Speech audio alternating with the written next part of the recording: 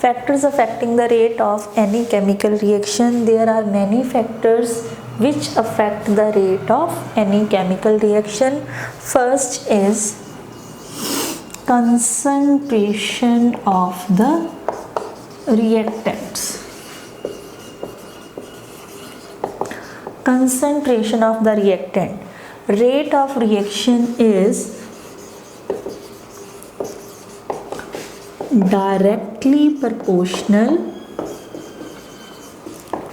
to concentration of reactants. किसी भी chemical reaction का जो रेट है वो रिएक्टेंट्स की कंसनट्रेशन के डायरैक्टली प्रपोर्शनल होंगे। डायरैक्टली मीनस अगर रिएक्टेंट्स की कंसनट्रेशन ज़्यादा है तो रेट ऑफ रिएक्शन ज़्यादा होएगा, अगर कंसनट्रेशन ऑफ रिएक्टेंट घट रही है तो रेट ऑफ रिएक्शन भी डिक्रीज़ करेगा। ठीक है, और ये तुहानू सारिਆਂ ਨੂੰ पता है बच्चे, जो भी आप कोई भी कैमिकल रिएक्शन स्टार्ट करते हैं तो उस टाइम पर अपने को सिर्फ और सिर्फ की प्रेजेंट होंगे रिएक्टेंट्स।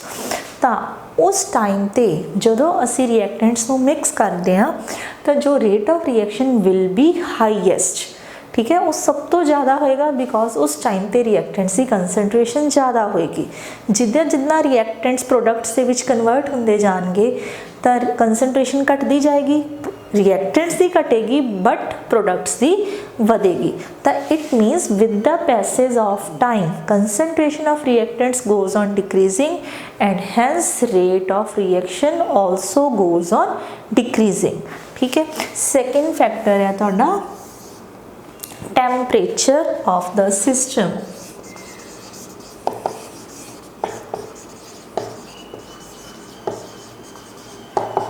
टेम्परेचर दे वेरी करन नाल रेट ऑफ रिएक्शन ते की फर्क पैंदा है। It is again rate of reaction increases with increase in temperature, or we can say rate of reaction is again directly proportional to the temperature। इसदा की मतलब है, फॉर एग्जाम्पल अगर कोई तुसी रिएक्शन पहला की है बेटा 20 डिग्री सेंटीग्रेड ते, ठीक है, तो उस टाइम ते तुहाडा कोई रेट ऑफ रिएक्शन है, लेट इट बी वो है 5 मोल पर लीटर पर सेकेंड। ठीक है, बट अगर सेम रिएक्शन मैं 25 डिग्री ते करता, ठीक है, तो उसका रेट ऑफ रिएक्शन है जो पहला नालों इंक्रीज करेगा। मान लो क्यों कितना हो गया 7.5 मोल पर लीटर पर सेकेंड, और अगर मैं सेम रिएक्शन करता 30 डिग्री ते तो कितना हो गया 10 मोल पर लीटर पर सेकेंड। तो ये डाटा तुहानू की दस रहा है कि with increase in temperature rate of reaction goes on increasing. और ये भी फाइंड आउट किया गया बेटा, अगर असी किसी रिएक्शन के टैंपरेचर नू 10 डिग्री बढ़ा दिए, मीनस देखो जिमें पहला 20 ते किया और फिर 30 ते, तो रेट ऑफ रिएक्शन एग्जैक्टली की हो जाता है डबल, 5 तो की हो गया 10, and it is experimentally proved also. ठीक है, with the increase in temperature of 10 degree Celsius, अगर किसी भी रिएक्शन दे टेम्परेचर नो 10 डिग्री सेल्सियस नाल इंक्रीज कर दिता जाए तो रेट ऑफ रिएक्शन की हो जाता है almost double. Next is nature of reactants. Nature of reactants का मतलब है कि कोई भी रिएक्शन के विच रिएक्टेंट्स तो बन रहे हैं प्रोडक्ट्स, अगर ता रिएक्टेंट्स दे विच बॉन्डिंग स्ट्रोंग है, ठीक है, तो उसनू ब्रेक होने लई, ब्रेक होने लई मीनस अगर रिएक्टेंट्स ब्रेक होंगे तो ही प्रोडक्ट्स बननगे, तो उसनू ब्रेक होने लई टाइम ज़्यादा लगेगा तो रेट ऑफ रिएक्शन की होएगा लैस। और अगर रिएक्टेंट्स की बॉन्डिंग वीक है तो बॉन्ड्स जल्दी ब्रेकअप हो जाएंगियाँ और प्रोडक्ट्स की जल्दी बन जाएंगे और रेट ऑफ रिएक्शन की होएगा ज़्यादा। Means rate of reaction is also dependent upon the nature of the reactants. अगर उन्होंने बॉन्डिंग स्ट्रॉन्ग है तो रेट ऑफ रिएक्शन स्लो होएगा, अगर बॉन्डिंग वीक है तो रेट ऑफ रिएक्शन फास्ट होएगा। ठीक है, next is presence of catalyst। ਹੁਣ कैटलिस्ट बारे ਆਪਾਂ थोड़ा ਜਿਹਾ +1 ਦੇ ਵਿੱਚ ਵੀ ਪੜਿਆ। कैटलिस्ट ਹੁੰਦਾ ਕੀ ਹੈ? it is a chemical substance which usually, मैं word use ਕੀਤਾ है usually, increases the rate of reaction। देखो मोस्टली ਜਿਹੜੇ कैटलिस्ट्स ने वो यूज़ किए जाते हैं किसी भी रिएक्शन के रेट ਨੂੰ ਵਧਾਉਣ ਲਈ, but there are some catalyst which decrease the rate of reaction. ठीक है, बट ਜਿਹੜੀ ਅਸੀਂ ਇੱਥੇ ਗੱਲ ਕਰ ਰਹੇ ਹਾਂ, ਅਸੀਂ ਕਿਹੜੇ कैटलिस्ट की गल कर रहे हैं? ਜਿਹੜੇ कि रिएक्शन के रेट ਨੂੰ फास्ट करते हैं। तो ਇਹੋ ਜਿਹੇ कैटलिस्ट्स ਨੂੰ ਕੀ ਕਿਹਾ ਜਾਂਦਾ है? Positive catalyst. ठीक है, या प्रमोटर्स की कहा जाता है? पॉजिटिव कैटलिस्ट या प्रमोटर्स। तो ये देखा गया है कि in the presence of catalyst the rate of reaction becomes faster. ठीक है, असी कॉन्टैक्ट प्रोसैस पढ़ते हैं for the preparation of sulphuric acid. ठीक है, तो वो एक स्टैप होंदा है जिस विच असी सल्फर डाइऑक्साइड नू सल्फर ट्राईऑक्साइड च चेंज करना होंदा है। तो अगर वो रिएक्शन असी विदाउट कैटलिस्ट करिए तो उसनों कंप्लीट होने लई घंटे दिन भी लग जाते हैं, बट अगर असी उहदे विच कैटलिस्ट पा दिए, और कैटलिस्ट हुंदा किहड़ा बेटे? वो वनेडियम पेंटा ऑक्साइड। तो अगर असी उस reaction in the presence of catalyst कर देंगे हैं तो reaction with in seconds complete हो जाती है। तो it means usually in the presence of catalyst the rate of reaction becomes faster. ठीक है, next is surface area of reactants. Surface area of reactants. तो हम सरफेस एरिया होंदा की है? फॉर एग्जाम्पल आ मेरा मार्कर है, तो जिहड़ा आ इहदा सरफेस है पूरा, इस एरिया नूं की किया जाता है? Surface area. और ये भी नोटिस किया गया कि अगर असी रिएक्टेंट्स दा सरफेस एरिया इनक्रीज कर दिए तो रेट ऑफ रिएक्शन फास्ट हो जाता है। मीन्स जी रिएक्शन है जल्दी कंप्लीट हो जाती है। यदि सब तो ईजी एग्जाम्पल तुहाडी डेली लाइफ दे विच तुसी बहुत बारी देखी होगी, बट सोचिया नहीं होएगा। मान लो कि तुसी एक लकड़ी के टुकड़े नूं जलाना है, जिहड़ा कि इन्ना पीस है, तो तुसी इहनूं पूरी तरह जलाना चाहते हो, तो इसनूं जलाना औखा या तुसी कह लोगे कि इसनूं जलाने लई ज़्यादा टाइम लगेगा एज़ कंपेयर टू अगर मैं ये पीसिस करदा। जे मैं छोटे छोटे पीसिस कर दूँगी तो बेटा इनू जल्दी अग लग जाएगी, तो जोड़ा ये पीस है, ये पीसिस ने जल्दी जल जाएंगे। ठीक है, तो हुंदा की है जो असीं इन्हां दे पीसिस कर दिंदे हैं तो इस पीस का जो टोटल सरफेस एरिया है वो पहला नालों की हो जाता है? इनक्रीज। तो it मीनस with the increase in the surface area of the reactants rate of reaction also goes on increasing. ठीक है बेटा, तो ये 5 फैक्टर सीगे जिहड़े मेनली इन्फ्लुएंस करते हैं किसी भी कैमिकल रिएक्शन के रेट नूं। किहड़े-किहड़े फैक्टर्स ने बेटा? फर्स्ट की सी कंसनट्रेशन, अगर रिएक्टेंट्स की कंसनट्रेशन ज़्यादा है तो रेट ऑफ रिएक्शन ज़्यादा होएगा। Then temperature, with increase in temperature the rate of reaction goes on increasing. Third factor असीं की पढ़िया? Nature of reactants. तो जिन्हां रिएक्टेंट्स दे विच बॉन्डिंग स्ट्रॉन्ग होएगी उन्हां दी रेट ऑफ रिएक्शन स्लो होएगी, जिन्हां रिएक्टेंट्स दे विच बॉन्डिंग वीक है rate of reaction will be faster or you can say will be more. Next पढ़िया सी presence of catalyst। तो in the presence of catalyst the rate of reaction becomes faster। और last असी पढ़िया surface area, with the increase in the surface area of the reactants the rate of reaction also goes on increasing। ठीक है बेटा, इस दे नाल ही साडा ये वाला टॉपिक खत्म हो गया, factors affecting the rate of any chemical reaction. Next topic is rate law expression. Rate law expression, but rate law expression तक पहुँचन तो पहला असी एक होर चीज़ पढ़ांगे, लॉ ऑफ मास एक्शन। तो ये टॉपिक की है dependence of reaction rate on the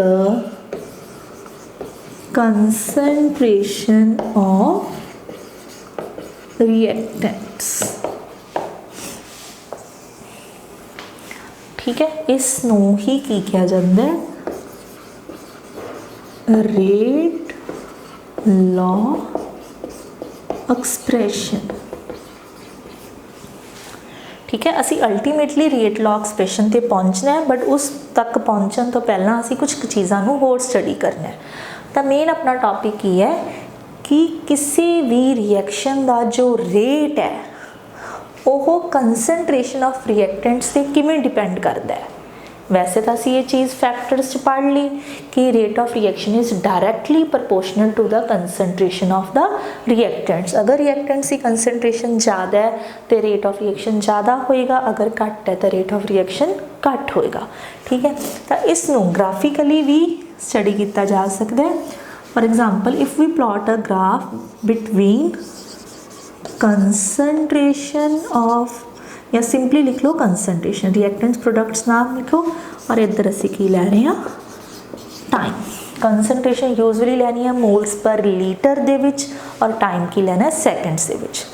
तो जदों असी कोई रिएक्शन स्टार्ट की मीन साडा टाइम की है उस टाइम ते 0 सैकेंड, तो तुहाडे कोल बेटा की प्रेजेंट हुंदा है कल्ले रिएक्टेंट्स। तो इट मीनस उदों रिएक्टेंट्स की कंसनट्रेशन बहुत ज़्यादा है और प्रोडक्ट्स की कंसनट्रेशन भी की है 0। इस चीज़ को ध्यान नाल समझो, जदों तुसी रिएक्शन नू स्टार्ट कर रहे हो टाइम है तुहाडा 0 सैकेंड। ठीक है, लेट इट बी 2 4 6 8। सिमिलरली ये है 1 पोल पर लीटर, 2 3 4 5 एंड सो ऑन। जदों तुहाडा टाइम 0 है, जदों तुसी रिएक्शन नू स्टार्ट करना है तो तुहाडे कोल प्रोडक्ट्स किन्ने ने 0, बट रिएक्टेंट्स मैक्सिमम ने किन्ने ने 5 मोल पर लीटर। तो उस टाइम ते जदों तुसी रिएक्शन शुरू की तो जदों इसका ग्राफ प्लॉट किया गया तो ग्राफ कुछ इस तरह का आया। ठीक है, सिमिलरली अगर असी इस ग्राफ नू प्लॉट करने की कोशिश की विद प्रोडक्ट्स तो ग्राफ कुछ इस तरह का देखा गया। ठीक है, तो हुण जिहड़ा ये वाला ग्राफ है ये की है फॉर द रिएक्टेंट्स। ठीक है, कंसनट्रेशन ऑफ रिएक्टेंट्स, और ये की है कंसनट्रेशन ऑफ प्रोडक्ट्स। तो बेटा ये चीज़ सानू क्लीयर है, जिमें जिमें टाइम वधूगा रिएक्टेंट्स की कंसनट्रेशन घटेगी, जिमें जिमें टाइम वधेगा प्रोडक्ट्स की कंसनट्रेशन वधेगी। ठीक है, तो इस चीज़ ने फिर सानू प्रूव करता कि जो रेट ऑफ रिएक्शन है वो रिएक्टेंट्स की कंसनट्रेशन ते डायरैक्टली प्रपोर्शनल है। ठीक है, डायरैक्टली प्रपोर्शनल की है कि पहला जदों रिएक्टेंट्स ज़्यादा सी तो रिएक्शन बहुत जल्दी हो रही सी, जिद्दां जिद्दां कंसनट्रेशन घटदी गई किस चीज़ की, रिएक्टेंट सी, तो रेट ऑफ रिएक्शन भी घटदा गया। तो इस चीज़ नूं ही की कहा जाता है dependence of reaction rate on the concentration of reactants. ठीक है, तो इस चीज़ नूं पहला किवें डिफाइन किया गया, in terms of law of mass action. ये बेटा इंपॉर्टेंट है definition, law of mass action. तो according to law of mass action at a given temperature,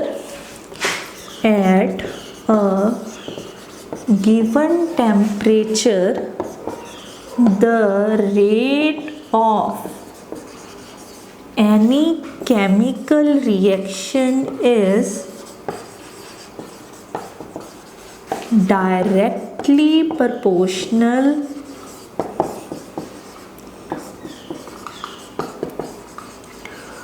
to the products of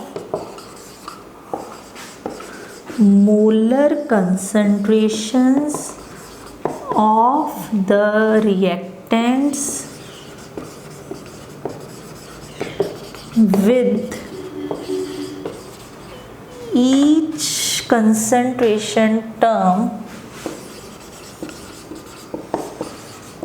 raised to power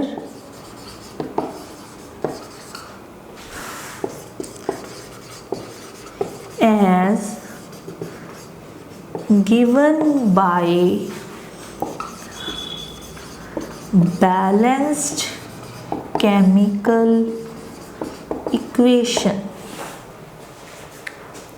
देखो law of mass action की कह रहा है, the rate of any chemical reaction, किसी भी chemical reaction का जो रेट है वो डायरेक्टली प्रोपोर्शनल है किस चीज़ दे, products of the molar concentration of the reactants.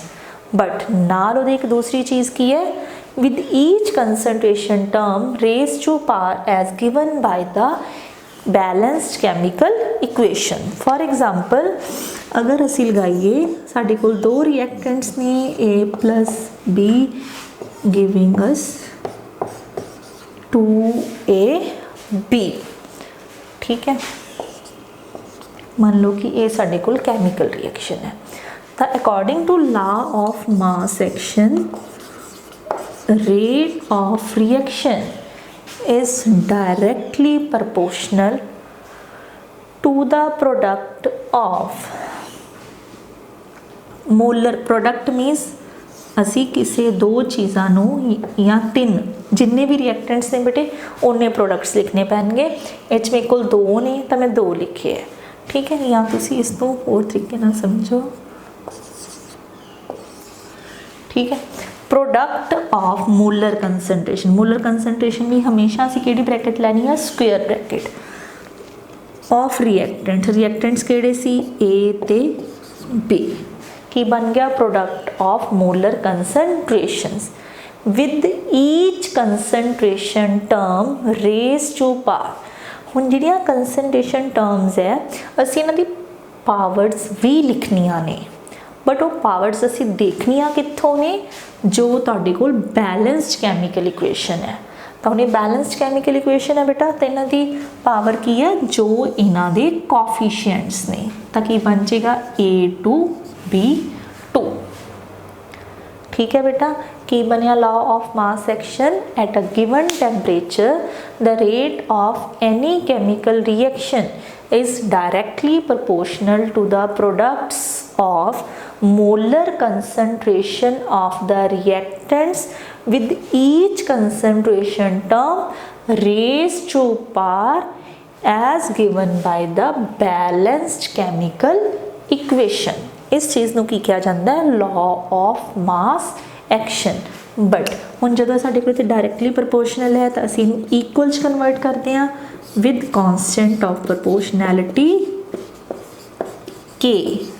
तो इत्थे जिहड़ा ये K है बेटे, this is known as rate constant और velocity constant।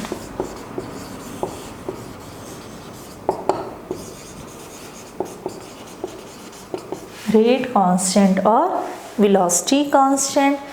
तो अगर if concentration of A square and B square is 1, मान लो कि मैंने दोनों दी कंसनट्रेशन 1 ले लिया, ठीक है, तो R किस चीज़ के बराबर आ जाएगा, K दे।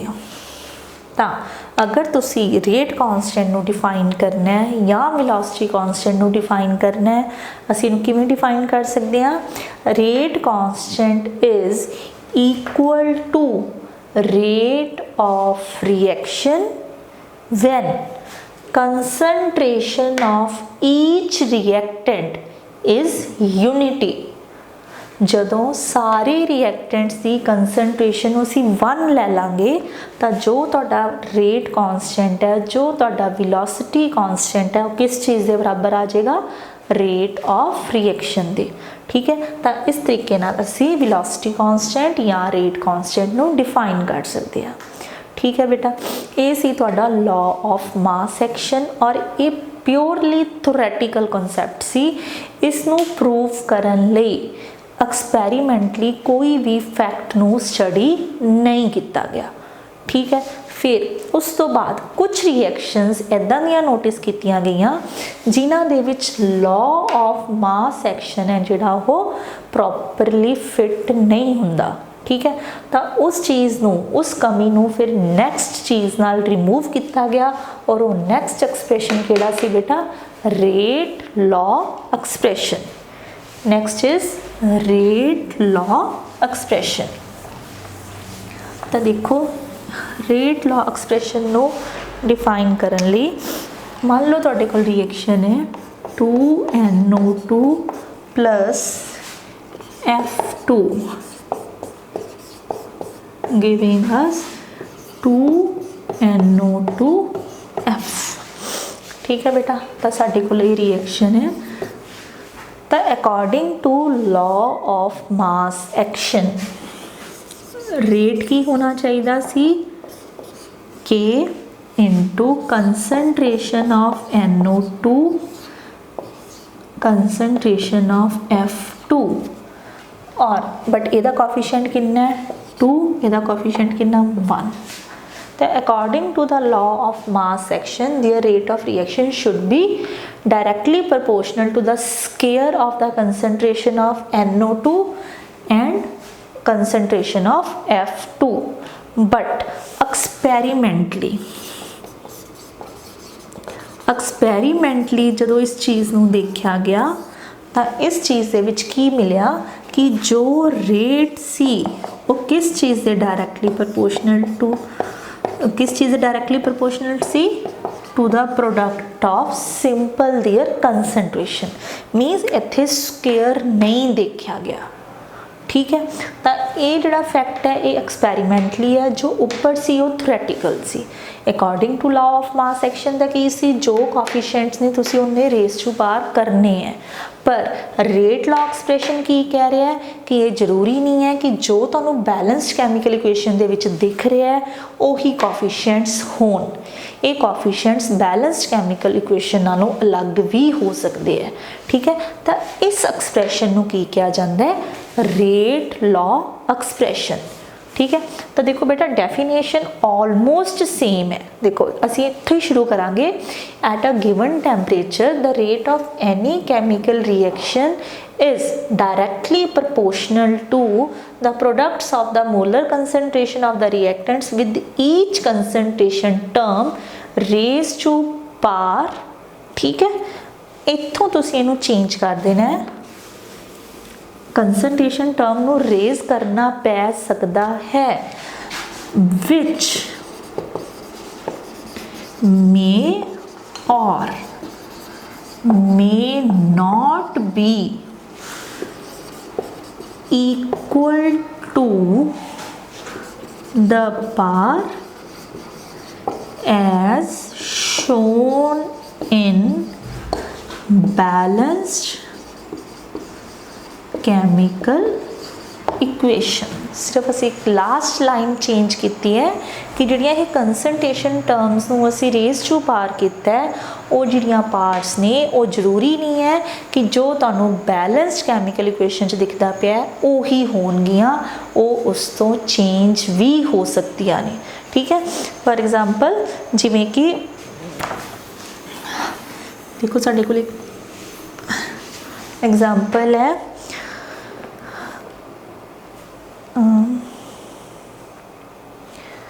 5Br negative plus BrO3 negative plus 6H ion converted into 3Br2 plus 3 water।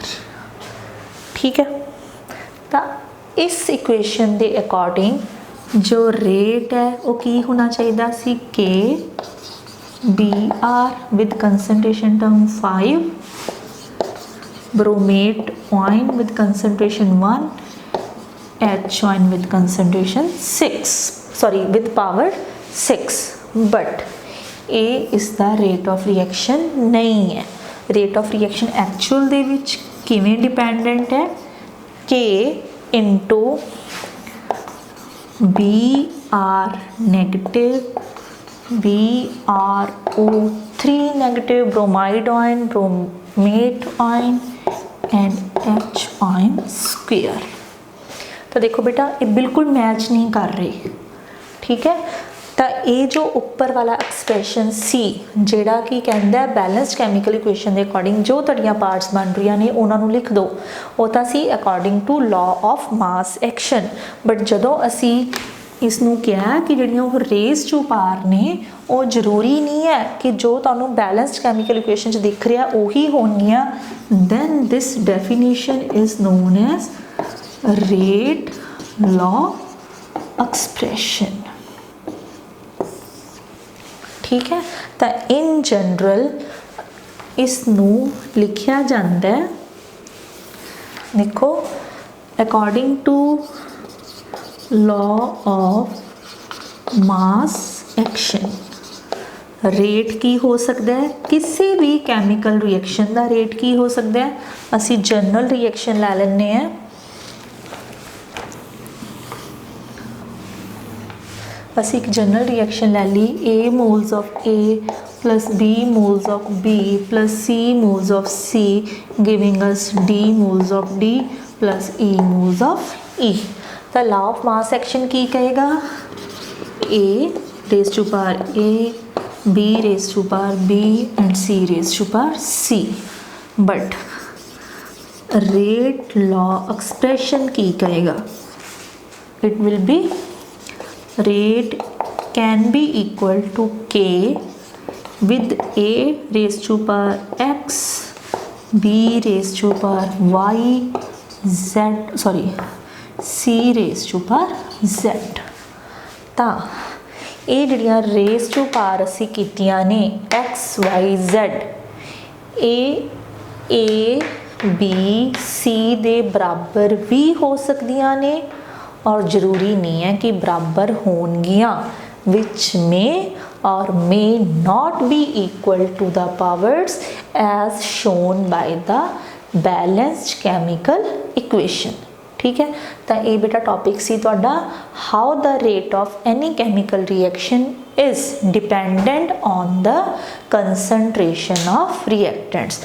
पहला लॉ ऑफ मास एक्शन आया, उस तो बाद बट वो प्योरली थ्योरेटिकल सी और जो एक्सपैरीमेंटली रेट्स नूं फाइंड आउट किया गया वो पूरी तरह नहीं यूजफुल सी, तो उसनूं इंप्रूव करके नैक्सट जिहड़ा एक्सप्रैशन फाइंड आउट किया गया that is rate law expression which may और may not be same as that given by law of mass action, ठीक है बेटा। इत्थे अपना ये टॉपिक ख़त्म हो गया। जो नेक्स्ट लेक्चर है that will start from the order of any chemical reaction, ठीक है बेटा। Thank you.